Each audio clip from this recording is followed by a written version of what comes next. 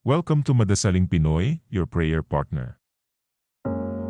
Ngayon ay ika-21 linggo sa karaniwang panahon. Ang mabuting balita ng Panginoon ayon kay San Mateo.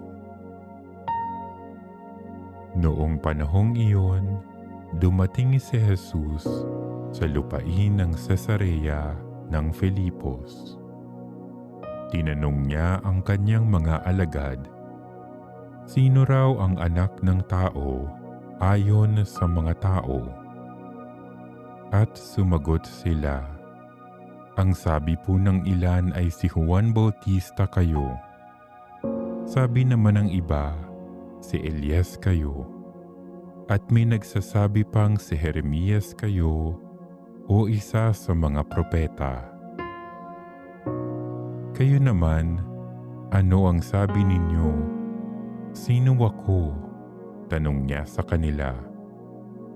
Sumagot si Simon Pedro, kayo po ang Kristo, ang anak ng Diyos na buhay. Sinabi sa kanya ni Jesus, mapalad ka, Simon na anak ni Jonas, sapagkat ang katotohanan ito'y hindi inihayag sa iyo ng sinumang tao, kundi ng aking amang nasa langit. At sinasabi ko naman sa iyo, ikaw ay Pedro, at sa ibabaw ng batong ito ay itatayo ko ang aking simbahan, at hindi makapananaig sa kanya kahit ang kapangyarihan ng kamatayan. Ibibigay ko sa iyo ang mga susi ng kaharian ng langit.